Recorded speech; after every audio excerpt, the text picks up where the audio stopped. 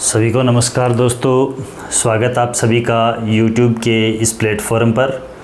और आज की इस क्लास के अंदर अपनी चर्चा रहेगी first grade, second grade, third grade सभी शिक्षक भर्ती परीक्षाओं के लिए एक उपयोगी टॉपिक बुद्धि परीक्षण। इससे पूर्व की कक्षाओं के अंदर बुद्धि के बारे में संपूर्ण चर्चाएं हैं। बुद्धि के प्रकार, बुद्धि की परिभाषाएं, बुद्धि का कॉन्सेप्ट क्या है, बुद्धि के सिद्धांत कौन कौन से हैं, बुद्धि जो है उसके बारे में उसका अलग अलग जो IQ लेवल है वो क्या होता है, ट्रमन का वर्गीकरण क्या है, इन सभी के ऊपर चर्चा है वो इससे पूर्व की क्लासेस के अंदर हो चुकी हैं। और आज हम पढ़ेंगे इंटेलिजेंस टेस्ट अलग अलग, जिनको मुख्य रूप से व्यक्तिगत बुद्धि परीक्षण, इंडिविजुअल जो इंटेलिजेंस टेस्ट हैं उनके रूप में, और सामूहिक बुद्धि परीक्षण के रूप में अलग अलग डिवाइड किया जाता है। और उसके बाद में व्यक्तिगत और सामूहिक जो हैं उनको शाब्दिक और अशाब्दिक यानी वाचिक और अवाचिक, वर्बल एंड नॉन वर्बल, उनके रूप में डिवाइड किया जाता है।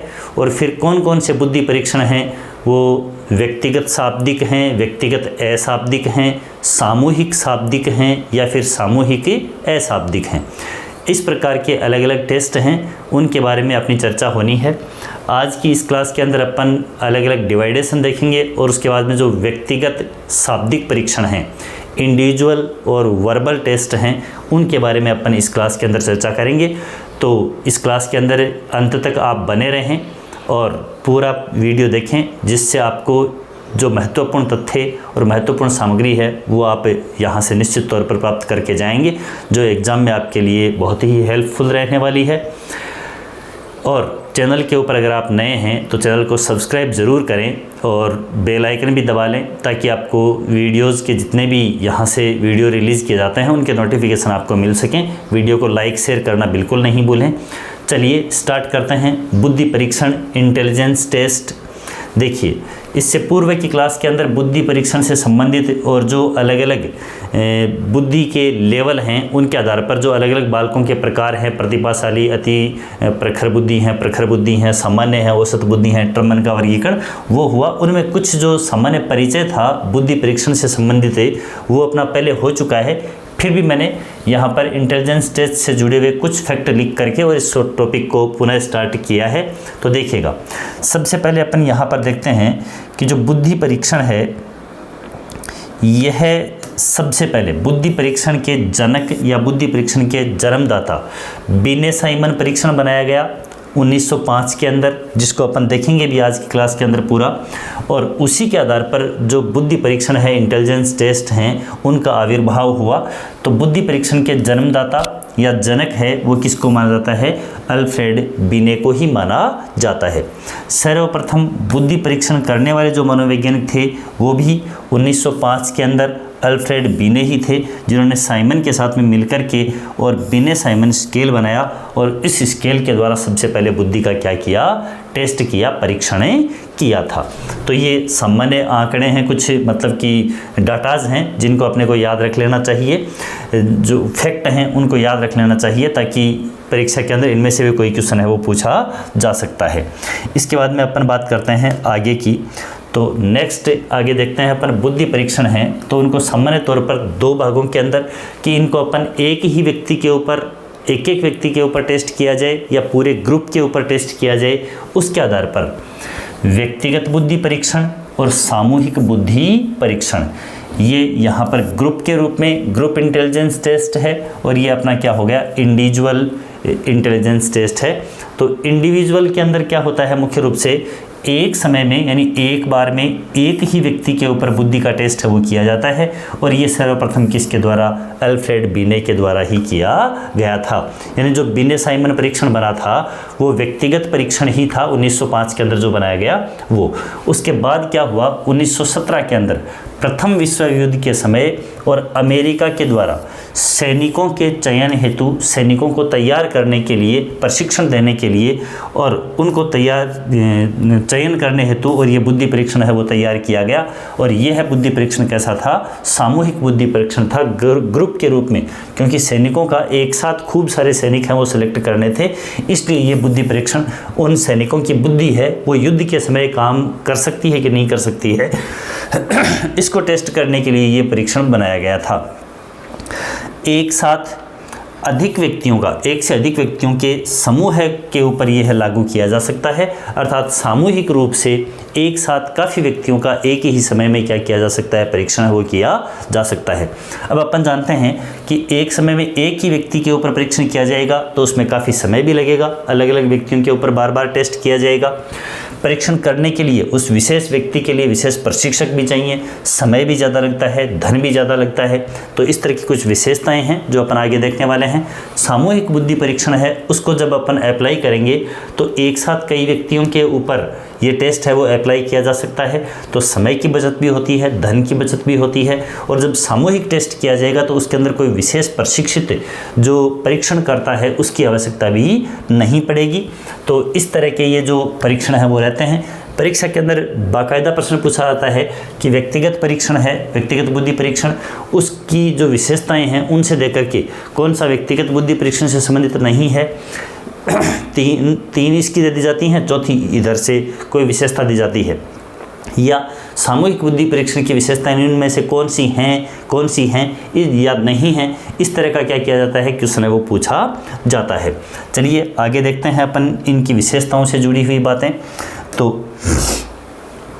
व्यक्तिगत बुद्धि परीक्षण, इंडिविजुअल इंटेलिजेंस टेस्ट और जो सामूहिक यानी कि ग्रुप इंटेलिजेंस टेस्ट हैं उनकी कौन कौन सी विशेषताएं हैं, यहाँ से भी क्वेश्चन है वो बनने की पूरी संभावना बनती है और बहुत ही आसान तरीके से ये याद हो जाने वाले हैं। यह परीक्षण है वो एक समय में एक ही व्यक्ति के ऊपर लागू हो सकता है, इसीलिए इसका नाम क्या है, व्यक्तिगत है। यह व्यक्तियों के ग्रुप के ऊपर लागू किया जा सकता है, काफ़ी सारे व्यक्तियों पर एक साथ उनका परीक्षण किया जा सकता है, इसीलिए इसका नाम क्या है, सामूहिक बुद्धि परीक्षण है। अब चूंकि एक समय में एक व्यक्ति पर होगा, बाद में वही टेस्ट दूसरे व्यक्ति पर, तीसरे पर ऐसे करना पड़ेगा, तो इसके अंदर अधिक टाइम वेस्ट होगा, समय ज़्यादा लगेगा और पैसा भी ज़्यादा खर्च होता है, अधिक खर्च लगता है, यानी कि पैसा लागत है वो भी ज़्यादा आती है। यहाँ समय की भी बचत होती है और कम खर्चीला होता है, क्योंकि एक ग्रुप के रूप में एक समय में काफ़ी सारे व्यक्तियों के ऊपर टेस्ट हो जाता है, इसलिए इसके ऊपर खर्चा है वो भी कम आता है। यहाँ हर एक व्यक्ति के ऊपर अलग अलग टेस्ट किया जाना है, व्यक्ति अलग अलग टाइप के हैं, इसलिए उनका परीक्षण करने हेतु कुशल एवं परीक्षण का जो विशेषज्ञ है उस परीक्षणकर्ता की आवश्यकता पड़ती है, उसके बिना व्यक्तिगत बुद्धि परीक्षण है उसका संपन्न होना संभव नहीं होता है। जबकि यहाँ अपेक्षाकृत, हालांकि यहाँ भी जो मुख्य रूप से क्या चाहिए, प्रशिक्षित व्यक्ति ही चाहिए, विशेषज्ञ चाहिए, लेकिन व्यक्तिगत बुद्धि परीक्षण की तुलना में अपेक्षाकृत कम कुशल व्यक्ति है या परीक्षण करता है वो भी यह परीक्षण क्या कर सकता है, आयोजित कर सकता है और बुद्धि का टेस्ट कर सकता है। यहाँ प्रश्नों की संख्या कम होती है, क्यों? क्योंकि एक व्यक्ति का ही इंटेलिजेंस टेस्ट करना है, तो एक व्यक्ति के लिए मुख्य रूप से 20, 25, 30, 35 क्वेश्चन हैं वो होते हैं और उनकी सहायता से उसकी इंटेलिजेंसी का टेस्ट है वो कर लिया जाता है। यहाँ समूह के रूप में काफ़ी व्यक्तियों को प्रश्न पूछने हैं, इसलिए प्रश्नों की संख्या, व्यक्तियों की संख्या भी अधिक तो प्रश्नों की संख्या भी अधिक। यहाँ व्यक्तियों की संख्या एक, प्रश्न कम, ठीक है, इस तरह से याद रख लेंगे। इनमें परीक्षण वाले यानी जिस बालक का परीक्षण किया जाता है उस बालक या व्यक्ति को स्वतंत्रता कम होती है।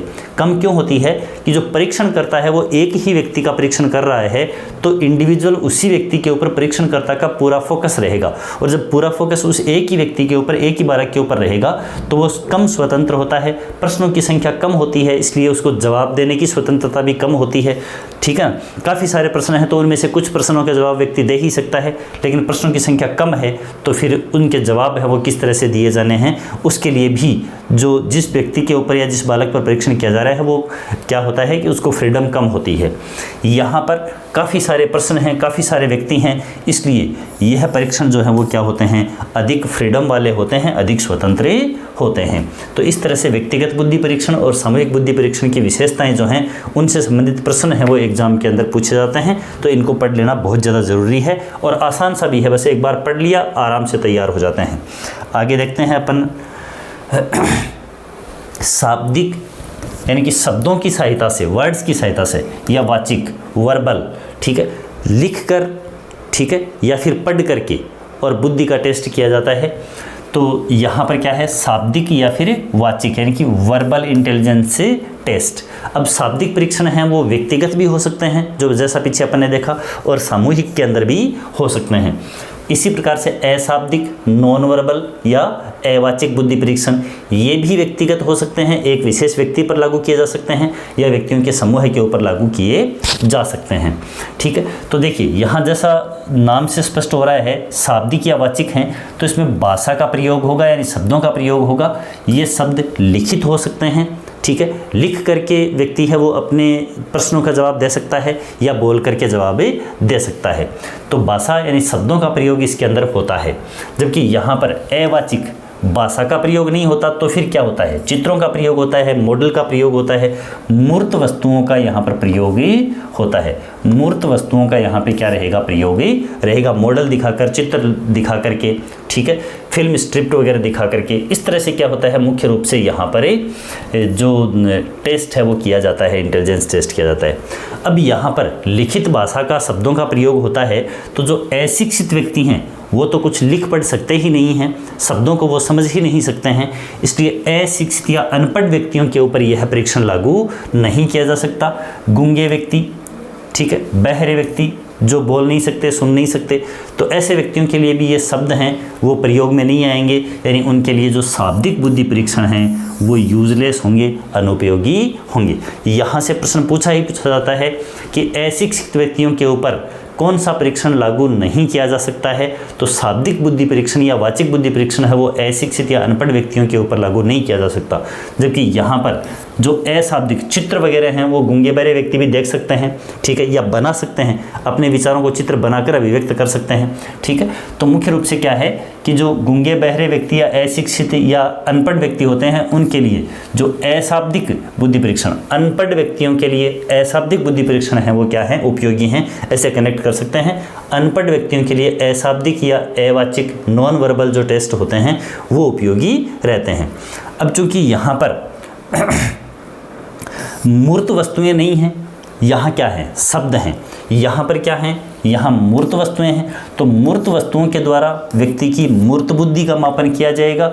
जबकि अमूर्त शब्दों का, शब्दों के भाव समझ करके और किसका क्या मापन किया जाएगा, अमूर्त बुद्धि का मापन किया जाएगा।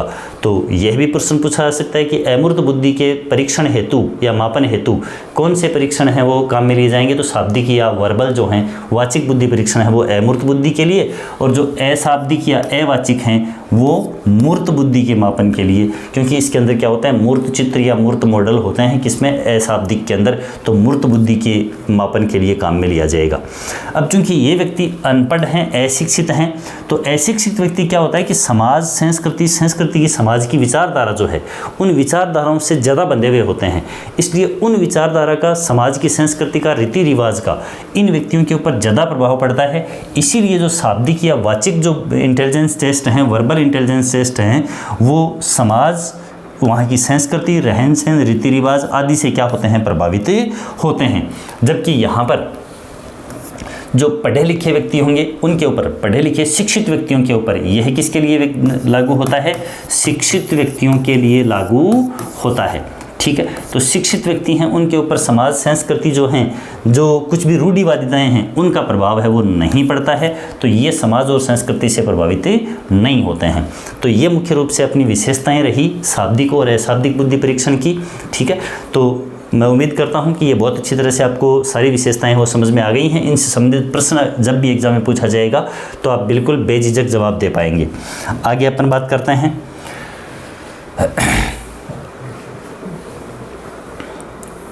जो अपने व्यक्तिगत और सामूहिक बुद्धि परीक्षण थे। व्यक्तिगत और सामूहिक बुद्धि परीक्षण में से दो तरह का वर्गीकरण देखा अपन ने, एक व्यक्तिगत और सामूहिक वाला देखा, एक शाब्दिक और अशाब्दिक वाला देखा। तो जो व्यक्तिगत हैं वो शाब्दिक भी हो सकते हैं और अशाब्दिक भी हो सकते हैं। इसी प्रकार सामूहिक हैं वो भी शाब्दिक हो सकते हैं और अशाब्दिक हो सकते हैं। तो चार प्रकार के हो गए सामूहिक रूप से, उनको दोनों चीज़ों को, दोनों वर्गीकरण को क्रॉस मल्टीप्लाई करें तो देखिएगा अपन चार प्रकार के कौन कौन से देखेंगे, व्यक्तिगत शाब्दिक और व्यक्तिगत अशाब्दिक, फिर सामूहिक शाब्दिक और सामूहिक अशाब्दिक। इस तरह से चार प्रकार के इंटेलिजेंस टेस्ट अपने को देखने हैं। उनमें से फर्स्ट टाइप अपना है वो है व्यक्तिगत शाब्दिक बुद्धि परीक्षण, बहुत इंपॉर्टेंट है। नीचे मैंने चार प्रकार के बुद्धि परीक्षण यहाँ पर शामिल किए हैं। तो बहुत बार प्रश्न पूछा हुआ है कि जैसे बिने साइमन बुद्धि परीक्षण निम्न में से किस प्रकार का है, और फिर ऑप्शन दे दिया व्यक्तिगत शाब्दिक, व्यक्तिगत अशाब्दिक, सामूहिक शाब्दिक, सामूहिक अशाब्दिक या अवाचिक, इस तरह से नाम दिए हुए होते हैं। काफ़ी एग्जाम्स के अंदर पूछे हुए प्रश्न हैं, तो इनको बहुत अच्छी तरह से, यानी कि ये चारों जो अपन आज इंटेलिजेंस टेस्ट यहाँ पर पढ़ेंगे वो कौन से ग्रुप में आते हैं? व्यक्तिगत शाब्दिक बुद्धि परीक्षण में। व्यक्तिगत मतलब किसी एक व्यक्ति विशेष के ऊपर लागू किया जाएगा, और शाब्दिक का मतलब इसमें भाषा का, शब्दों का प्रयोग है वो किया जाएगा। अनपढ़ व्यक्ति, गूंगे बहरे व्यक्ति हैं, उनके लिए ये ज़्यादा यूज़फुल होते हैं। हाँ, इसका मतलब ये नहीं है कि ये पढ़े लिखे पर लागू नहीं हो सकते, पढ़े लिखे के ऊपर तो लागू होंगे ही होंगे, अनपढ़ व्यक्तियों के ऊपर ये लागू नहीं होंगे। ठीक है, तो ये ध्यान में रखें। तो बीने साइमन सबसे पहला बुद्धि परीक्षण यही था। इसी के आधार पर बुद्धि परीक्षण का जनक है वो अल्फ्रेड बिने को कहा जाता है। तो बीने साइमन बुद्धि परीक्षण है वो किसके द्वारा बनाया गया? सबसे पहले तो अल्फ्रेड बिने एवं साइमन के द्वारा ये किया गया, तैयार किया गया। कब तैयार किया गया? तो 1905 में सर्वप्रथम दिया गया। किन के लिए लागू किया गया? तो 3 से 14 वर्ष के जो बालक थे, उनसे 3 से 14 वर्ष के बालकों के ऊपर ये सबसे पहले प्रयोग में किया गया। उन्हीं के लिए ये क्या था? उपयोगी था। तो ध्यान में रखें, बीने और साइमन के द्वारा तैयार, 1905 में तैयार, 3 से 14 वर्ष के बालकों के लिए। प्रश्नों की संख्या जब ये 1905 में तैयार किया गया था, तब इसमें प्रश्नों की संख्या, बहुत बार एग्जाम में प्रश्न पूछा जा सकता है कि 1905 के अंदर जब बीने साइमन बुद्धि परीक्षण बनाया गया, तब इसमें प्रश्नों की संख्या कब थी, कितनी थी प्रारंभ में? तो प्रारंभ में इसमें प्रश्नों की संख्या है वो कितनी थी? 30 थी। उसके बाद में अलग अलग समय के ऊपर 1908 में 3 साल बाद इसमें प्रथम संशोधन हुआ, पहली बार जब इसके अंदर संशोधन हुआ। ठीक है, उसके बाद में आगे दूसरा जो संशोधन हुआ, ये भी पूछा जा सकता है कि बीने साइमन परीक्षण के अंदर प्रथम संशोधन कब हुआ? तो 1908 में। सेकंड संशोधन इसके अंदर कब हुआ? तो 1911 में। जब ये दोनों संशोधन हो गए, उसके पश्चात टोटल इसमें प्रश्नों की संख्या जो हो गई थी वो प्रारंभ में कितनी दी गई थी? 30 से बढ़ाकर ये प्रश्नों की संख्या वो कितनी कर दी गई? 59 कर दी गई, यानी कि 59 कर दी गई। तो अंततः 1911 के अंदर इस बुद्धि परीक्षण के अंदर प्रश्नों की संख्या कितनी हो गई? 59 हो गई। तो ये बात भी अपने को यहाँ पर ध्यान रखनी है। अब क्या होता है कि जो बीने साइमन परीक्षण है उसके अंदर फिर से संशोधन होता है, और फिर से संशोधन है वो स्टैनफोर्ड विश्वविद्यालय अमेरिका के मनोवैज्ञानिक टर्मन के द्वारा किया जाता है। इसलिए उन्हीं के आधार पर और इस बीने साइमन बुद्धि परीक्षण का ही नाम है वो क्या कर दिया जाता है? चेंज कर दिया जाता है। तो ध्यान में रखें, बीने साइमन बुद्धि परीक्षण 1905, 3 से 14 वर्ष के बालकों के लिए, प्रश्नों की संख्या 30, जो संशोधन के उपरांत कितनी हो गई? 59 हो गई। अब आगे बात करते हैं अपन स्टैनफोर्ड बीने परीक्षण। स्टैनफोर्ड बीने परीक्षण या इसी को टर्मन के द्वारा किया गया, इसलिए इसको क्या कहा जाता है? टर्मन बुद्धि परीक्षण के नाम से भी जाना जाता है। ये कब आया? 1916 में। देखो, सबसे पहले 1905 में बीने साइमन परीक्षण, फिर उसमें 1908 में संशोधन, 1911 में संशोधन, और फिर 1916 में फिर से संशोधन। लेकिन 1916 में जो संशोधन हुआ, उस संशोधन के बाद में इस बीने साइमन बुद्धि परीक्षण का नाम क्या पड़ गया? स्टैनफोर्ड बीने परीक्षण हो गया, या टर्मन बुद्धि परीक्षण हो गया।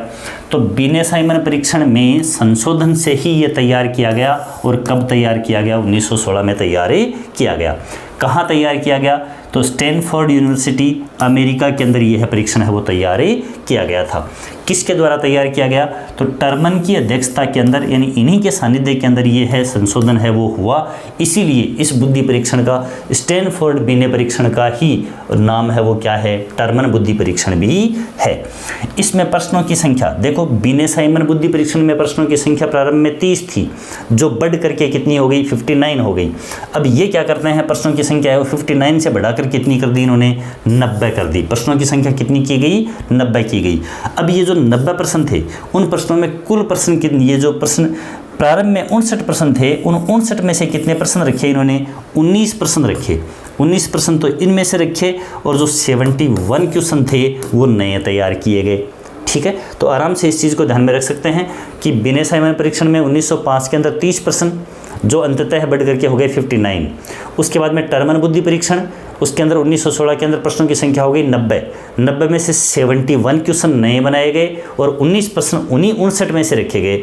तो 59 में से 19 लगभग यूँ देखें 60 में से 20 इस प्रकार से देख लें तो 1/3 हो गए कि नहीं हो गए, लगभग क्या हो गए 1/3। तो 1/3 जो क्वेश्चन हैं वो पहले वाले रखे गए और बाकी क्वेश्चन हैं वो क्या कर लिए गए, नए बनाए गए। टोटल प्रश्नों की संख्या कितनी थी, 90 थी।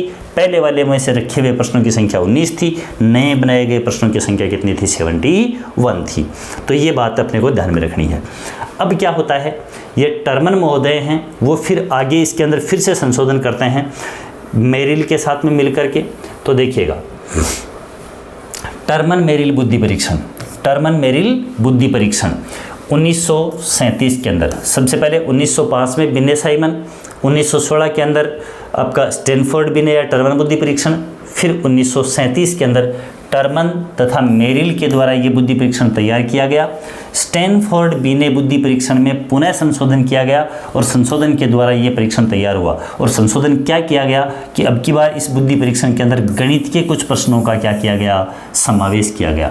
बहुत बार ये प्रश्न पूछा गया है और पूछा भी जा सकता है अगेन कि किस संशोधन के तहत और या किस परीक्षण के अंदर गणित के प्रश्नों का समावेश किया गया। तो टर्मन मेरिल बुद्धि परीक्षण के अंदर गणित के प्रश्नों का समावेश है वो किया गया, जो कि पूर्व में क्या था, बिने साइमन परीक्षण या टर्मन बुद्धि परीक्षण के नाम से जाना जाता था। तो टर्मन मेरिल बुद्धि परीक्षण 1937, गणित के प्रश्नों का समावेश, ये बहुत ही इम्पोर्टेंट चीज़ यहाँ पर बनती है। ठीक है, इसके बाद में हिंदुस्तानी बिने साइमन परीक्षण, जो व्यक्तिगत और शाब्दिक बुद्धि परीक्षण के अंदर अपनी इस क्लास के अंदर अंतिम बुद्धि परीक्षण रहेगा। जो भारत के अंदर